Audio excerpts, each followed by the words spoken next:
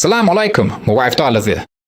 Certain circumstances will prevent me from releasing a full episode. However, with everything happening around Tuapse, I wanted to re-upload one of my previous episodes about this region. First of all, this topic has been at the center of the news agenda for over a week now. There are all kinds of opinions and analyses about what's happening, from the use of drones and environmental consequences to tensions in the media space, including threats and episodes of pressure on those trying to cover the story. At the same time, it's important to understand that we're not just talking about a place name or historical etymology. This is a region where the indigenous Circassian population still live to this day. Maybe, with the flood of materials from all sorts of news and research organizations, which have noticeably increased in our space lately, I'm missing something. If that's the case, feel free to share where I can watch or read about it. But generally, I try to keep track of everything that concerns the region and Circassian issues. And usually when a newsworthy event really stands out, comments and assessments from organizations that present themselves as expert or activist groups appear pretty quickly. Right now, that's hardly visible at all. We will definitely get back to broadcasting regularly, but many of the processes we talk about are cyclical in nature. So, given the current events, this is less of a re-upload and more of a return to a context that, as practice shows, never really disappears. It just gets muted for a while. And if, at such moments, instead of analysis, there's a pause or silence, that's also a form of taking a stance. That's why we're not going to stay silent. We're going to speak the truth. This is Tuapse, a city on the Black Sea coast. It stands by a river that is born from the merging of two mountain streams. Most Circassians know that in their native language, Tuapse literally means two waters or two rivers. And even with forts and new names appeared, the city's name preserved the memory of the landscape and the people who have lived here for centuries. The formation of the Circassian people on these lands is still preserved today in place names and hydronyms. Despite systematic attempts, first by Tsarist and later Soviet Russia, to erase them from memory, the destruction and expulsion of the population, followed by the mass renaming of territories, became part of a long-term strategy to colonize the region.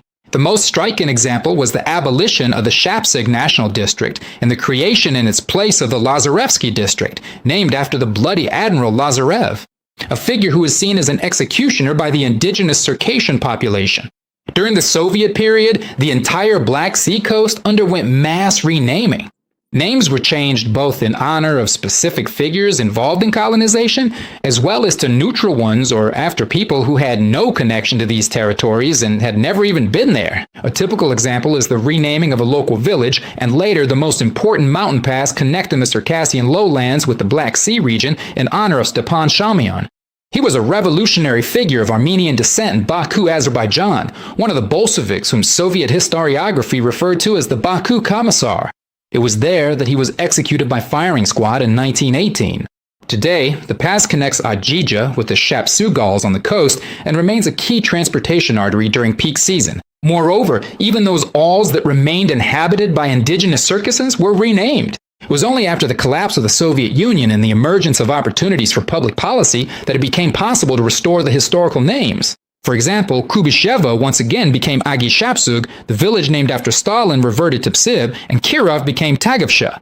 We covered the history of political activism in the 90s in more detail in episodes you can find on our channel. It's worth noting that the participants of those events are still alive, and, God willing, will be able to share all the details of that time themselves in the future. That's why the appearance of a mobile exhibition called Historical Baggage at the local train station is especially noteworthy.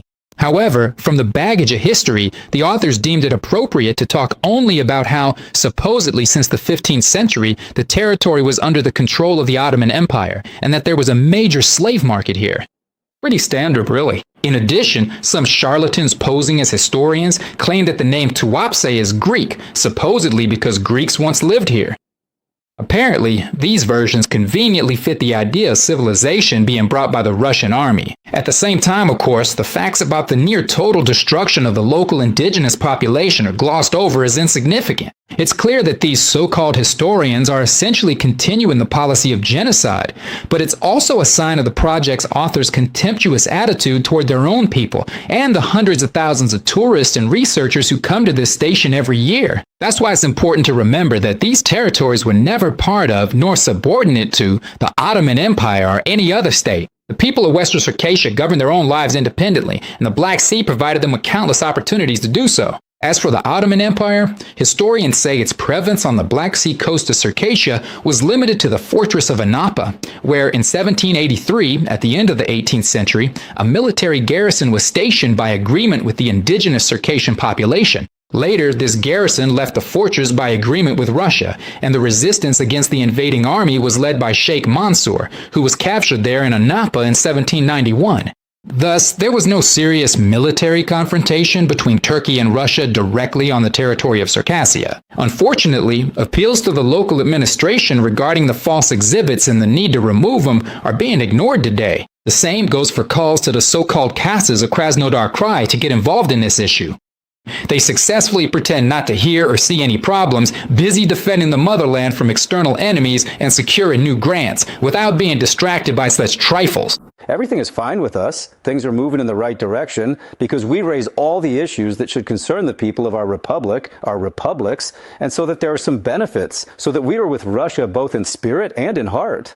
Let me tell you the story about the adventures of a certain monument at the train station. The bust of that same criminal Lazarev was installed in 1954 as a symbol of conquest. As representatives of the indigenous population say, ever since it was put up, one of their cherished dreams was to tear it out by the roots, which is pretty much what happened in 1990. The Circassians not only tied the bust of the hapless admiral to a train and tore it from the ground, but also succeeded in having it legally removed. However, later on in 2003, it was restored and even granted the status of a regional cultural heritage site. But some tells me that the story of this monument is far from over. In general, the whole situation with monuments deserves special attention. On one hand, the territory of historic Circassia is littered with memorials to war criminals. The monuments to Zas and Yermolov once sparked a huge wave of outrage, and most recently, the memory of a bloody executioner was immortalized in Pyatigorsk in 2010. At the same time, Circassian heritage in these areas is being systematically destroyed. We've already talked about the problems with the destruction of burial mounds, looting, and sometimes the complete disappearance of dolmens. One of our episodes was dedicated to the tombs of Circassian princes in Kabarda. Last year, this topic especially resonated with the public. This motivated local activists to organize a fundraiser for restoration and to work on improving the surrounding area. However, administrative resources were used not to help, but rather to create obstacles. Bureaucratic procedures and other hurdles have prevented the continuation of the work for over a year now. And if on the Black Sea coast, representatives of the indigenous population are not allowed to participate in management and decision-making, here we see a similar attitude from members of their own people. That's a fact that needs to be acknowledged. Why can't they do it? Because, you see, they know they're up to no good, and nobody takes them seriously. Fortunately, Circassians still continue to live on their land today, whether it's the lowlands of their homeland or the Black Sea coast. Even now, some openly speak about encroachments on the people's history. And what's even more important is that the number of people who care, like users on social media, is growing. Of course, entertainment content always gets more attention, and it might seem like nothing really matters to people except songs and dancing, but that's not the case. Even under conditions of information blockades, lack of freedom of speech, and total control, a significant part of society still shows compassion for its history, culture, and rights. A recent example worth mentioning is a post that went viral on social media, asking when the promised monuments to historic events and prominent Circassians will finally be installed in Nalchik. And when will they remove the flashy plaques that say, here will be a monument to the Kajal battle, Shoronogmov, Fazet Nogojabege? Or, as the author notes, maybe those responsible are just waiting for everyone to forget why the stones were laid in the first place, or even to stop remembering their heroes and history altogether. The reaction on social media shows there are far too many people who aren't ready to forget, and in this silence, a strength is building up that will one day speak louder than any plaque. Today, there are a huge number of public organizations and activists who, in my opinion, should focus not on discrediting those who are trying to draw attention to the existing problems of the Circassian people, not on showing off their loyalty or presenting themselves as important figures to those who put on provocative exhibitions at home, but on actually trying to change something around them. Well, we are not going to remain silent, and we will speak the truth. Assalamu alaikum.